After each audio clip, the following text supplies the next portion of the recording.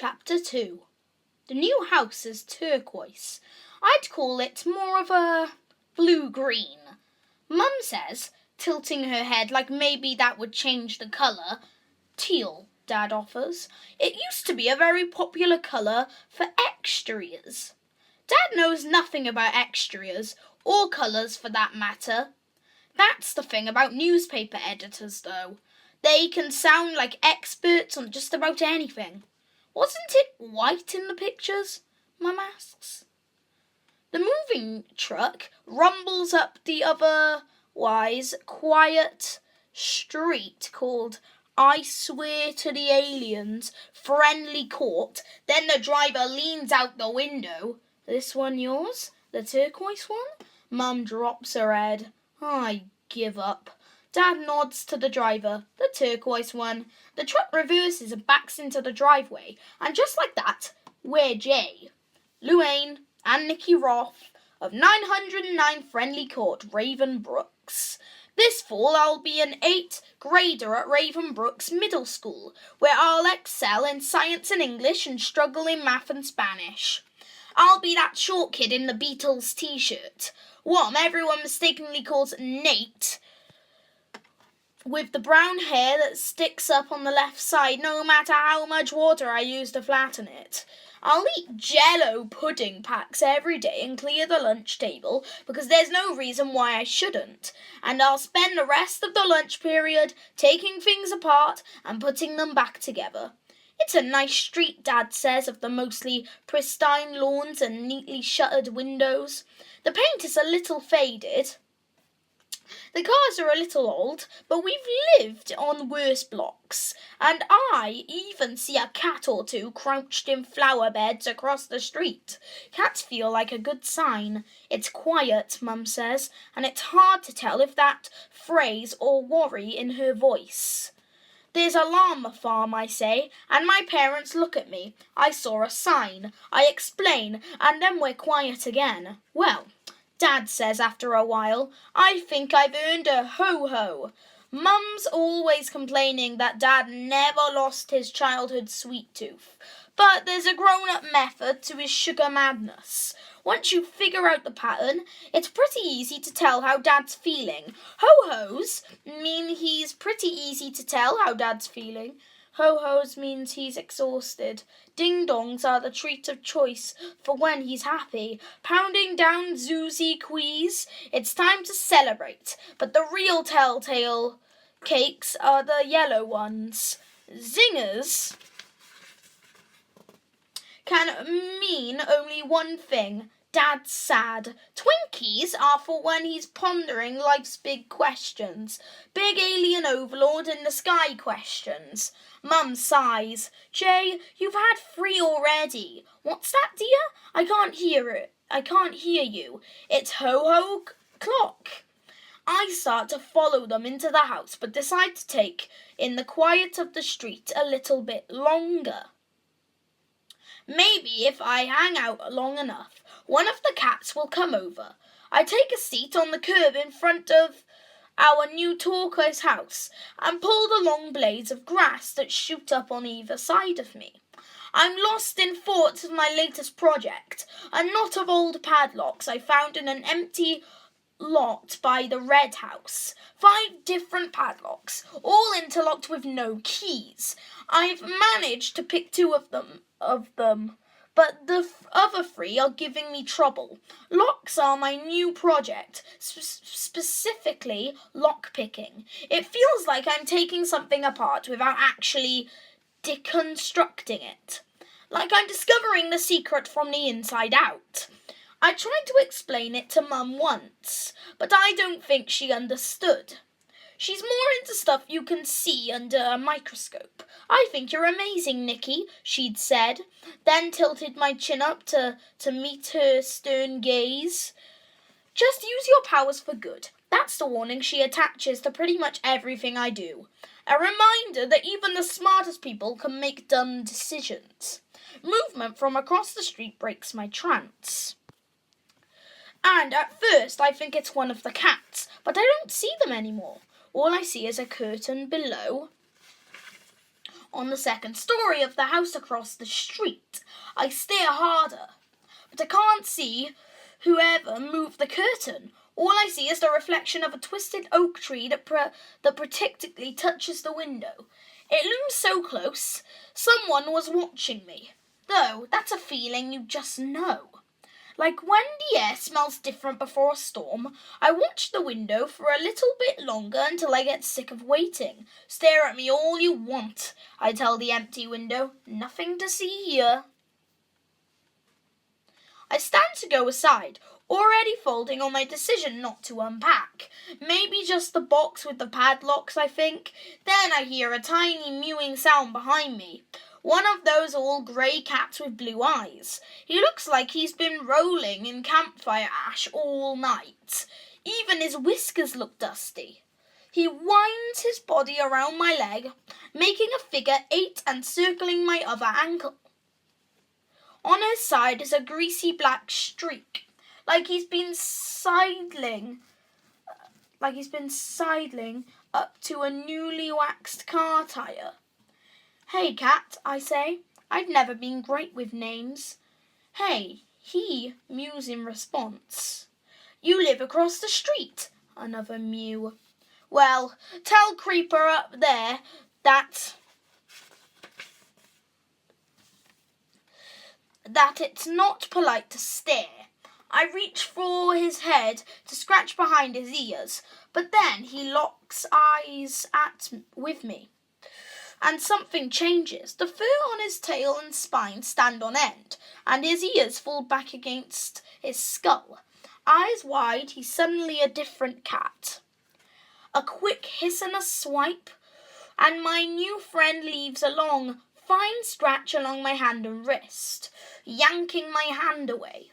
I'm about to shoo him off when I see him staring up at the window across the street, and this time the curtain is pulled back. A face, I think it's a face, hovers at the edge of the frame, not exactly hiding, but not front and centre either. Maybe it's the glare of the sun off the glass, but the face is so white, I'm nearly positive it's just a light fixture or something I'm seeing. But no, those are eyes and a nose. The cat hisses again, still staring at the window. Then his fur lowers, his ears pull forward, and he stands from his crouch, returning his focus to me. I look back at the window and see the same billowing curtain as before. No face, no glare, just fabric behind glass. I don't think you and I are going to be friends, I say to the cat. Or maybe to the face in the window. Either way, the cat slinks across the street to his flower bed, and I retreat to my new house to see which locks are easiest to pick. I wake up and forget where I am for a minute. One of my least favourite things about moving. The room doesn't smell like mine yet. In Charleston, it smelled like a mix of salted meat and vanilla air freshener. Here, it smells the way the main library in Cora Lane smelled, like old wood and a little bit of mould. My sheets are soaked with sweat, and I dig a new shirt out of an open box before giving up on sleep for the rest of the night. Not a chance I'll be able to shake that nightmare. I never can. I was in the grocery store again, sitting in the shopping cart, my feet dangling high above the floor. It was cold and dark, and the shelves of canned foods towered so high above me. I was afraid they were going to fall and crush me, like always. I wanted to get out of the cart, to find help or find out where I was. Like always, I was afraid to move. It's weird in a dream. I'm frozen in real life. I would give anything for my family to stay in one place for once. Then I remember that the scariest place my dreams take me is to the grocery store, and I decide that I probably shouldn't try to make too much sense out of them. I drag my locks to the deep windowsill that faces the street. It's the coolest part of my new room, this built-in bench that creates the perfect spot to sit and stare out at the at the rest of Friendly Court. I can see all the way to the highway if I face the right direction. For now, though, all I see is the house across the street, which is fine because I know I'm the only one up at. I turn my watch over on my desk. 3:15. I press my hand over my eyes and cut my forehead, massaging my temples. It's going to be a long day. I unearth my pick set and get to work on the lock that's been giving me the most trouble. With my flashlight, I try to see as far into the hole as I can, but it's a classic shredded shackle, and I can see only so far. I've been using the torsion wrench to hold the plug in place, but the half-diamond pick is too rigid to make it very far through those angels. Ball pick, I say under my breath, rummaging through the worn leather case of tools I bought from some kid just outside of Charleston who seemed a little too eager to get rid of it. There you are, I say to the titanium alloy stick with the circle tip. I start to work the pick through the lock and make it around one corner, then another, until the pin starts to lift. Almost there, I say, the familiar rush of besting the lock beginning to wash over me. Maybe this day won't be so bad after all. Then a scream cuts through the night air. I drop the knot of locks on the floor, and the crash echoes through the house. But I'm not focused on that. I'm straining to hear the last echoes of the scream that should have woken the entire neighbourhood. Not a single light on the street flickers, though. Not one head pops out their front door to see what's going on. The voice was high and ragged, and at first it sounded like a kid, but then I'm not sure. I've heard some pretty convincing goats make that screaming sound, and there was that llama farm we saw on the way into town. I hold so still. I forget to blink, and my eyes water until I rub them.